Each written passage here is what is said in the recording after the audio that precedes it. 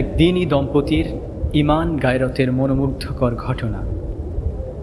আমি জীবনেও ভাবিনি যে একজন আপাদমস্তক জেনারেল পড়ুয়া কোনো মেয়েকে এত সহজে দিনে ফেরানো যাবে। বলছিলাম আমার প্রিয় সহধর্মিণী খুশিকে নিয়ে। প্রচলিত মুসলিম বিয়ে শাদির মতোই আমাদের বিবাহ সম্পূর্ণ হয়। 25শে নভেম্বর 2022 শুক্রবার বিকেল 5টা 30 তিনি আমার ঘরে স্ত্রী হিসেবে প্রথম পা রাখেন। ঝামেলাটা তখনও লাগেনি, সন্ধ্যা একেবারেই কাছাকাছি। আস্তে আস্তে বাড়ির লোকজন বউ দেখবে বলে আমাদের ঘরের দিকে যাতায়াত শুরু করে দিয়েছেন। আমি বাইরে দাঁড়িয়ে চাচাতো ভাইদের সাথে গল্প করছিলাম। হঠাৎ দেখি মহিলাদের সাথে মাঝে মাঝে বিভিন্ন রকম পুরুষ আত্মীয়রাও ঘরে প্রবেশ করছে। বিষয়টি আমাকে মারাত্মক ধাক্কা দেয়। আমি তখনই ঘরে এসে মাকে মাহরাম গায়রে মাহরাম সম্পর্কে হুটহাট বুঝিয়ে দিলাম। মনে করেছিলাম মা হয়তো বিষয়টি সামলে নেবেন। না, সেটা আর হলো না। মার উল্টো বয়ান, আরে এরা তো আমাদের রক্তের সম্পর্কের আত্মীয়, তাছাড়া নতুন বউ আসলে সবাই একটু দেখতে চায়, এটা খারাপ কিছু না, যা তুই বাইরে থেকে ঘুরে আয়। যাই হোক, মায়ের সামাজিকতা রক্ষার ডায়লগে আমার মন ভরেনি। আমি চাচ্ছি যে গায়রে মাহরাম কোনো ধরনের পুরুষ আমার স্ত্রীকে দেখতে পারবে না। আস্তে আস্তে উনি আমার স্ত্রী যে রুমে বসা, সেই রুমের দিকে গেলাম। মহিলারা তাকে ঘিরে বসে আছে। একটু সাহস করে সবাইকে বলে দিলাম, আপনারা একটু বাইরে আসুন, আমি ভেতরে আসতে চাই। সবাই তো অবাক, এক একজনের দিকে তাকাচ্ছে এবং এক একজন এক এক কথা বলতে বলতে বাইরে চলে যেতে লাগলো। আমি আমার স্ত্রীর কাছে গিয়ে মাহরাম নন মাহরাম সম্পর্কে যতটুকু সম্ভব বুঝিয়ে দিলাম। আলহামদুলিল্লাহ, সেই দিন থেকে নিয়ে আজ পর্যন্ত কোনো গায়রে মাহরাম আমার স্ত্রীকে সামাজিকতার দোহাই দিয়ে দেখতে পারিনি।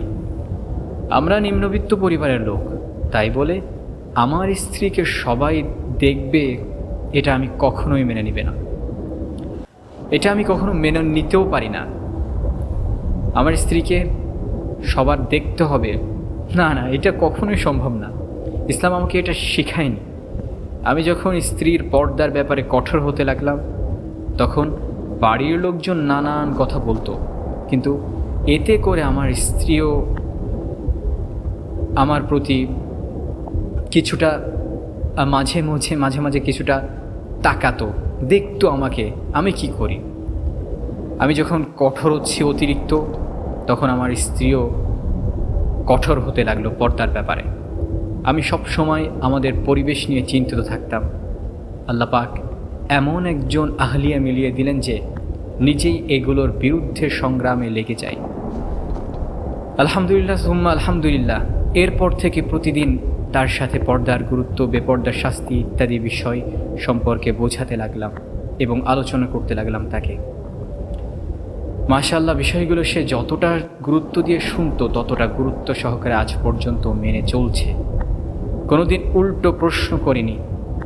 আশ্চর্যের বিষয় হলো, আজ পর্যন্ত সে কেনাকাটার জন্য বাজারে বা মার্কেটে যায়নি। হয়তো অনলাইনে কিনে দিয়েছি, নয়তো আমি যেটা এনে দেই সেটাতেই সে খুশি। আলহামদুলিল্লাহ। ভাবছেন এটাও কি সম্ভব? অবশ্যই সম্ভব। আর এটা তো কোনো বইয়ের গল্প নয়, এটা আমার রানিং জীবনের বাস্তব গল্প। সে আজ পর্যন্ত, অর্থাৎ আমার স্ত্রী আজ পর্যন্ত আমার কাছে কোনো কিছু চাইনি। যদিও গরিব হুজুর আমি, কিন্তু টাকা হলে তাকে এটা দিব ওটা দিব, এগুলো আমার প্রতি রাতের চোখ খোলা স্বপ্ন। মাঝে মাঝে তার দিকে তাকিয়ে মনের অজান্তেই চোখে অশ্রু চলে আসে, কিন্তু বলে বোঝাতে পারি না যে তোমাকে কিছুই দিতে পারি না, বলে বুকটা ফেটে যাচ্ছে। সব মিলিয়ে অসাধারণ কিছু গুণ রয়েছে তার মাঝে। সবচেয়ে বড় ব্যাপার হচ্ছে সে অনেক ধৈর্যশীল। সবরের দিক থেকে সে আমাকেও হার মানিয়ে দেয়। এখন আমাদের এক মেয়েও আছে। দুনিয়ার নানা ঝামেলার মধ্যেও আমরা অনেক অনেক সুখে আছি আলহামদুলিল্লাহ। আল্লাহ যেন আমার প্রিয়তমা আহলিয়াকে এই যুগের শ্রেষ্ঠ রমণী হিসেবে কবুল করেন, আমিন। উপরের এই বাস্তব ঘটনার যুবকটি হল জাকির হুসাইন মারওয়ান।